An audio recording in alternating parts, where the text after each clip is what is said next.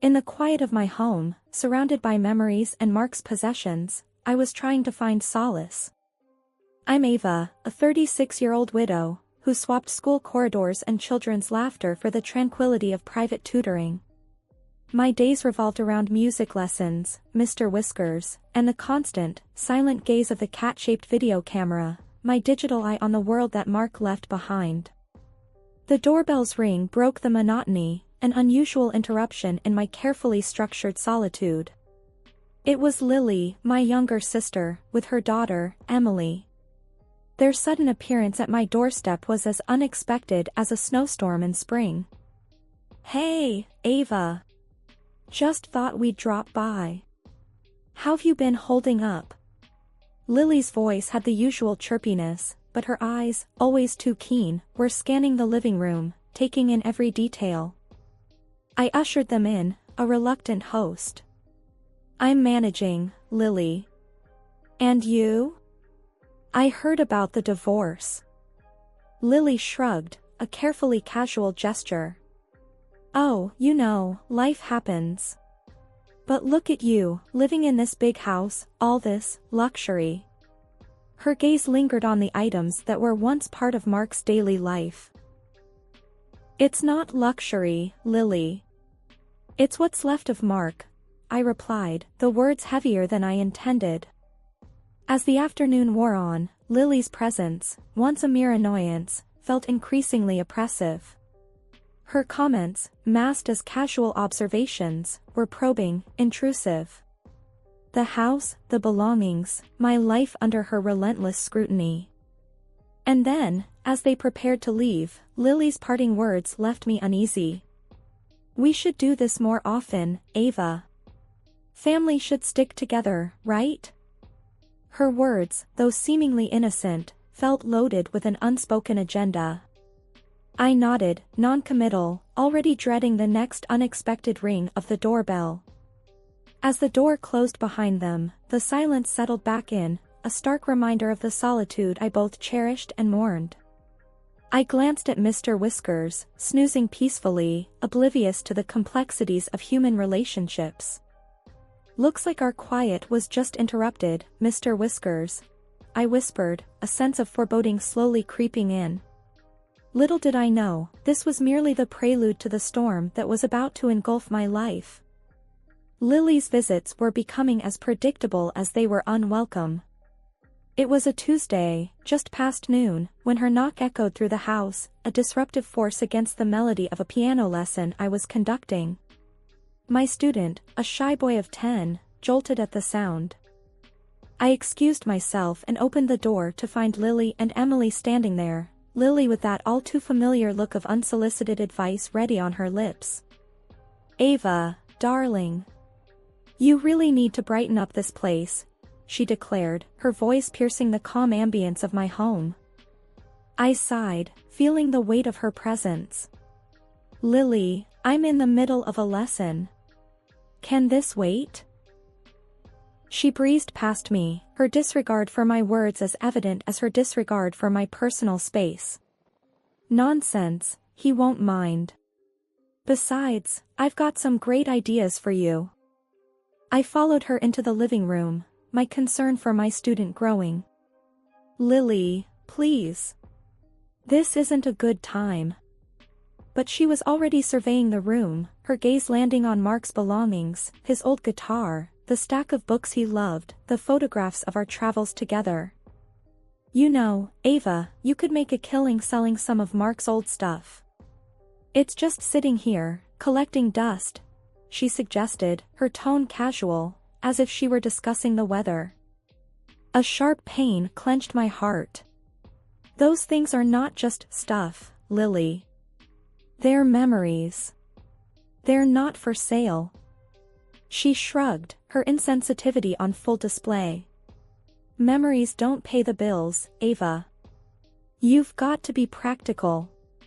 And speaking of practical, have you thought about putting yourself out there again? It's high time you moved on." I felt the room spin slightly at her words. "Lily, my personal life is not up for discussion. And I'll thank you to keep your opinions to yourself. Emily, who had been a silent observer until now, interjected, her voice a soothing balm. Mom, maybe we should respect Aunt Ava's feelings. It's her life, after all. Lily shot her a look, then turned back to me. Oh, come on, Ava. You can't bury yourself in the past forever. There's a whole world out there. New people to meet, new experiences to be had. The boy, who had been trying to focus on his sheet music, looked up, his eyes wide with a mix of confusion and curiosity. Miss Ava, is everything okay? He asked, his voice barely above a whisper. I forced a smile, my heart aching with a mix of anger and sorrow. Yes, everything's fine. Let's get back to your lesson. Music is a great escape, isn't it? As I turned back to the piano, the notes we played together did little to drown out Lily's words that echoed in my head. Her presence, once merely annoying, was now a disruptive storm, uprooting the tranquility I had cultivated in my life after Mark's passing. The lesson ended, and the boy left, his glance back at the door revealing his concern. I sat there, the silence of the room now a void filled with Lily's words and the chaos they brought. Lily's visits had morphed from an annoyance into a full-blown invasion of my space.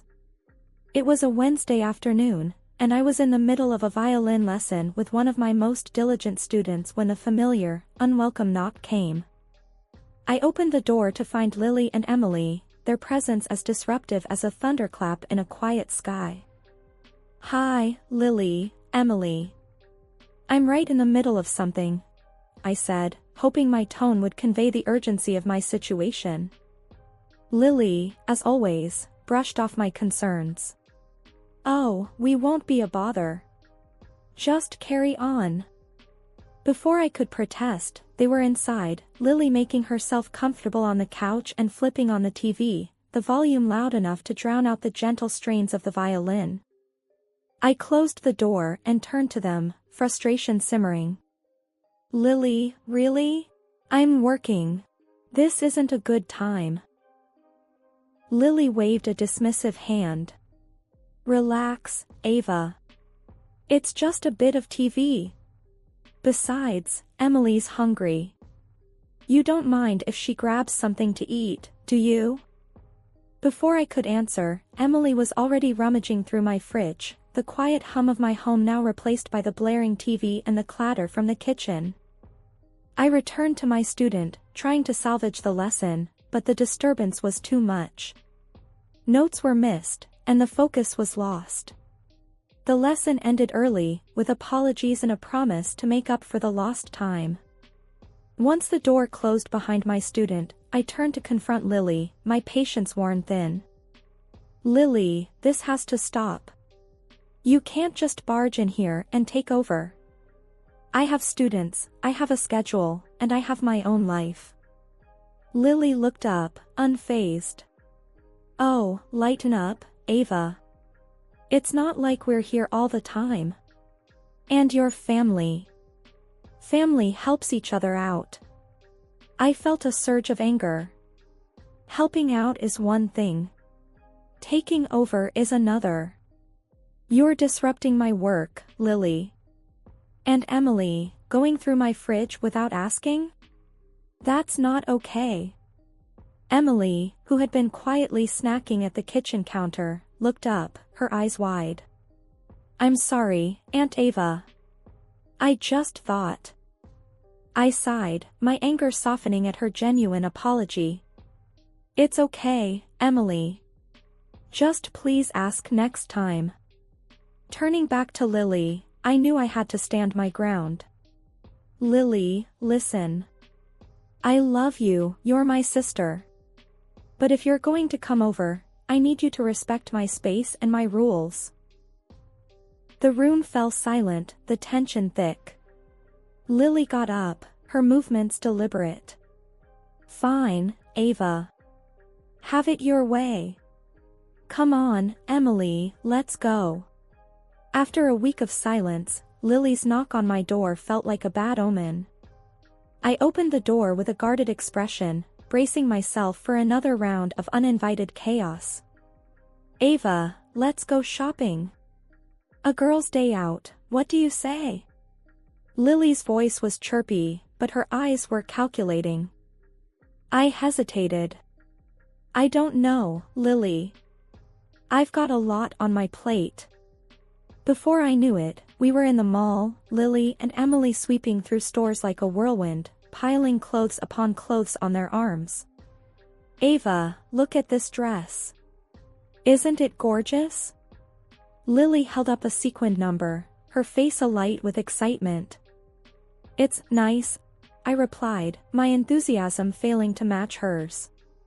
As we approached the checkout, Lily's demeanor changed. She patted her purse with a frown. Oh no. I think I forgot my card at home. My heart sank. I knew where this was heading. Lily, that's a lot of clothes.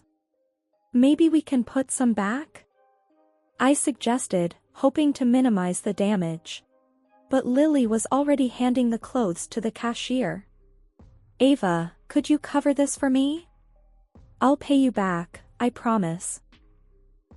Reluctantly, I handed over my card, my stomach churning. The total amount flashed on the screen, a stark reminder of Lily's disregard for my finances. The ride home was tense. Lily chattered on, oblivious to my discomfort, while Emily sat quietly, her eyes apologetic. Ava, you're a lifesaver. I'll transfer the money to you first thing tomorrow, Lily declared as she got out of the car. I nodded, though I had little hope of seeing that money anytime soon. Lily, this can't happen again. I'm not a bank. Lily's smile faltered. Oh, Ava, don't be like that. We're family. And family helps each other out, right? But her words felt hollow, a poor excuse for taking advantage of my goodwill. As they disappeared into their house, I sat in my car, the weight of betrayal heavy on my shoulders. Days turned into weeks, and the echo of Lily's empty promises to repay the money for the shopping spree still hung in the air. I tried to brush it off, to focus on my lessons and the quiet comfort of my home. But the sense of unease, the feeling of being taken advantage of, lingered. Then, without warning, Lily appeared on my doorstep again, Emily in tow, her eyes downcast. Ava, we're in a bit of a bind, Lily started, her voice carrying an all too familiar note of desperation. Emily needs school supplies, and I'm strapped right now. I felt a tug at my heart as I looked at Emily, her expression a silent plea. Despite my frustration with Lily, I couldn't bear the thought of Emily going without. Okay. I sighed, my resolve weakening. Let's go get what you need, Emily. Lily flashed a relieved smile, but it didn't reach her eyes. There was a shadow there, a hint of something more, something I couldn't quite place. We kept the shopping trip short, sticking to the essentials. But as I handed over my card to pay, a simmering anger began to bubble up within me. Lily's promises were as flimsy as the receipts in my hand. A couple of days later, I was in the midst of a rare moment of peace when an unexpected knock at the door shattered it. A courier stood there, a pile of expensive clothes in his arms. I have a delivery for Ms. Ava, he said, offering me the package. Confusion clouded my mind. I didn't order these, I replied, my brow furrowed. That's when Lily, who had been lounging on my couch, casually strolled over. Oh, those are mine. I had them sent here. You don't mind paying for these too, right, Ava? The audacity of her request hit me like a slap in the face. This wasn't just borrowing, this was entitlement, pure and unabashed. Lily, no. Absolutely not. This has to stop, I snapped, the frustration and anger I'd been holding back finally boiling over. I'm not your personal ATM. You need to return every penny I've lent you, and you're paying for these clothes yourself. Lily's face twisted into a scowl, her usual charm replaced by indignation. Wow, Ava, really? After all the times I've helped you. Helped me? I echoed, incredulous. Lily, all you've done is take advantage of me. I can't believe you'd stoop this low. For a moment, Lily seemed taken aback, as if she hadn't expected resistance. But then, her pride took over. Fine, she spat, grabbing the clothes from the courier. Come on, Emily. We're leaving. They stormed out, leaving a wake of tension and unsaid words behind them. The door slammed shut, but the impact of what had just happened reverberated through the empty house. The house was silent, the kind of silence that feels heavy, filled with words left unsaid and emotions unprocessed. I was still reeling from the confrontation with Lily when the phone rang. It was a call I dreaded, yet somehow expected. It was Mom. Ava, what's this I'm hearing about you and Lily? She's quite upset. Mom's voice was sharp, accusatory. I took a deep breath, searching for calm. Mom, it's a complicated situation. Lily has been. Mom cut me off, her tone brooking no argument. Complicated? It's simple, Ava. Lily is going through a tough time. You should be supporting her, not adding to her troubles. The familiar pang of being misunderstood, of being the unreasonable one, hit me hard. Mom, you don't understand. Lily's been taking advantage of my generosity. She's borrowed money and hasn't paid it back. She even. Again, Mom interrupted, her words laced with disappointment. Ava, she's your sister. Family sticks together. You have more than enough, while she's struggling. Can't you just help her out? The implication stung. Mom, it's not about the money. It's about respect. Lily feels entitled to whatever I have. Where do I draw the line? Mom's sigh was loud, exasperated. You're being dramatic, Ava. Lily needs you. We all need to pitch in when family is in trouble. I could feel the old, familiar pressure, the expectation to be the responsible one, the giver. But something had shifted within me. Mom, helping is one thing, but being used is another. I've drawn the line. I'm not going to enable Lily's behavior anymore. There was a pause, and when Mom spoke again, her voice was cold. Fine, Ava. If that's how you want to be, then so be it. But remember, family is all we have in the end. The line went dead, leaving a ringing silence in my ear. The conversation replayed in my mind, each word weighing heavily on my heart. It was clear that the divide wasn't just between me and Lily, it extended to Mom, to the very idea of what family meant. The role I'd been playing, the ever-supportive, ever-forgiving sister, was one I could no longer sustain. As I sat there, the sun dipping below the horizon, casting long shadows across the room, I realized the magnitude of what had just happened. I had stood up for myself, yes, but at what cost? It was when I noticed the small voids in the spaces once filled with Mark's things that my heart sank. Those weren't just objects, they were fragments of a life once lived, of moments shared. The realization that they were missing sent a wave of despair crashing over me. It was one thing to deal with Lily's financial exploits, but this? This was personal, a violation of sacred memories. In a daze, I racked my brain, trying to piece together who could have done such a thing. Then it hit me, the cat camera. The silent guardian of my home, the unblinking eye that watched over Mr. Whiskers. I rushed to my laptop, my hands trembling as I logged in to view the footage. The screen flickered to life, revealing the heart-wrenching truth. There was Emily, her young face tense with a mix of guilt and fear, her hands clumsily grabbing at the objects that held so much of Mark's essence. Behind her, urging her on, was Lily. The sight of it, the sheer audacity and betrayal, ignited a fury in me that burned with a ferocity I'd never felt before.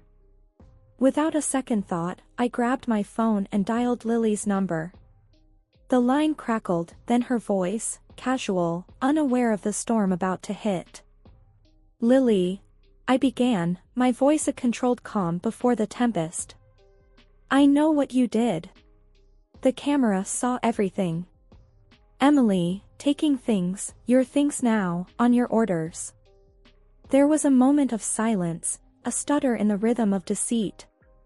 "Ava, I don't know what you're talking about," Lily replied, her voice a poorly veiled mask of innocence. "Don't insult me, Lily. The camera doesn't lie. You used your own daughter to steal from me, from Mark's memory. You have to return everything. Now," I demanded, each word laced with a venom born of betrayal. Lily's voice turned cold, a defensive edge sharpening her words. "Ava, you've really lost it. You think I would do that?